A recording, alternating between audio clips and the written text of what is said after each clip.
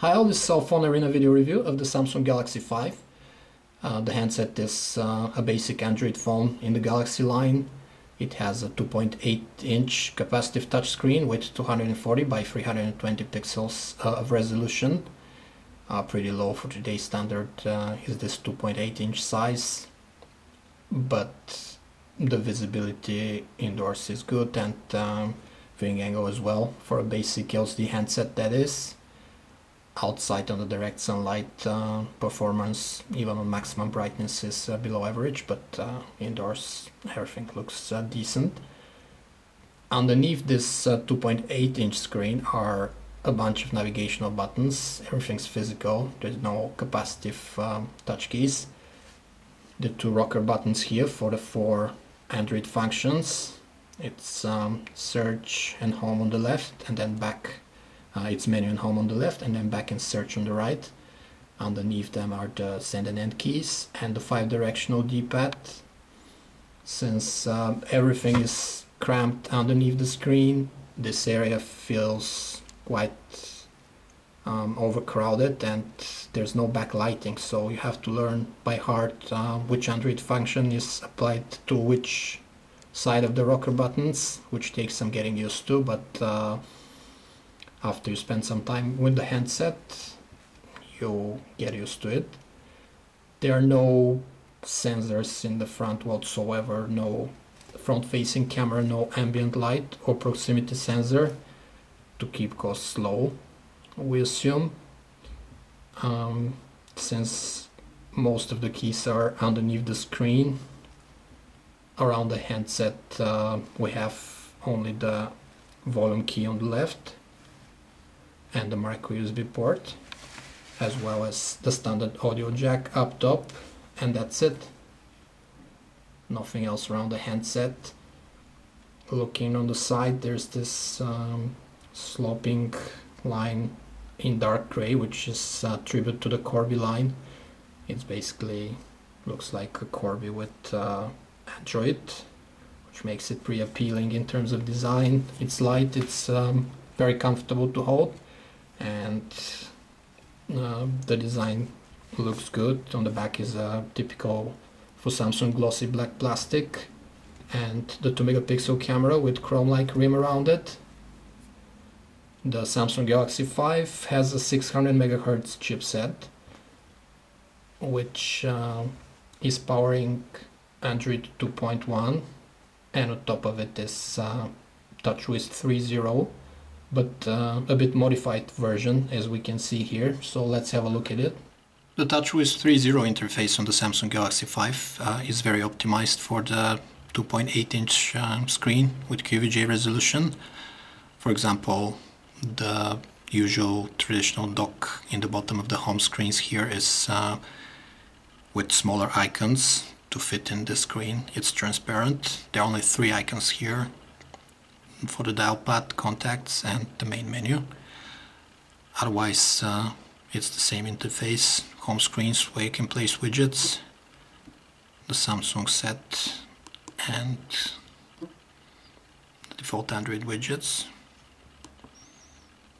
The one we find most useful is feeds and updates, which shows the status of your social networking accounts. The main menu, pages with icon grids, shortcuts to your pre-installed and downloaded off Android Market applications. See how smooth it feels. In fact, let us show you the contacts list.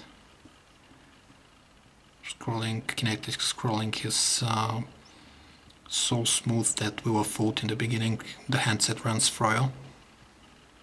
Very optimized experience on the 600 MHz Qualcomm chipset. And as usual, social networking integration in your contacts list is done very well. Very deep integration, for example, of any of your contacts profiles, and you can add here Facebook, Twitter, MySpace, Gmail. You exchange contacts, friends and colleagues from the profile You can have a look at the history of your conversations, regardless the channel, and history of the activities, social networking activities of your contact, all from downloaded off Facebook, MySpace, Twitter, Gmail, etc. You can even follow here if they upload picture albums on Facebook. It's probably the best social networking integration in contacts that you can find on Android handsets. Samsung has gone with the stock experience in calendar, the Android 2.1 Eclair, which is a good thing since this calendar is already with a very simple interface and pretty functional. Let's try that an event. You see we replaced the default portrait keypad with swipe, which comes pre-installed on the handset, which makes things much easier to enter text, both in portrait and in landscape mode.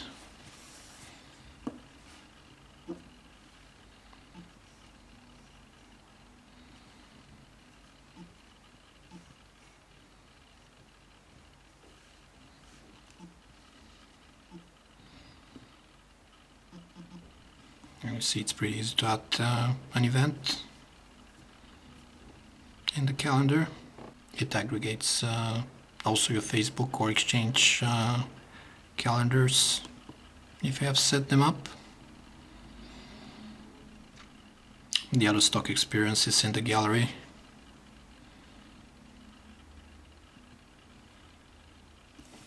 The default Android 2.1 gallery is here with 3D effects.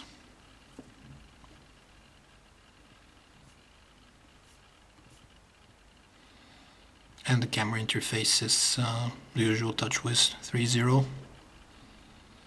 Functional, a lot of settings. But the pictures from the 2 megapixel camera come lacking detail a bit. The browsing experience on the Samsung Galaxy 5 is pretty good. The screen doesn't support multi-touch, so pinch to zoom, etc. won't work. But there's double tap to zoom. This text reflow, kinetic scrolling is smooth.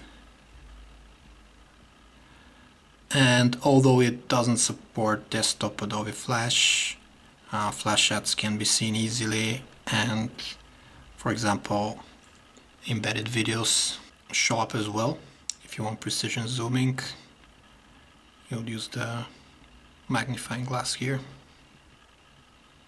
All in all, a very decent browsing experience. The Samsung Galaxy 5 uses the default Android music player, which is pretty decent.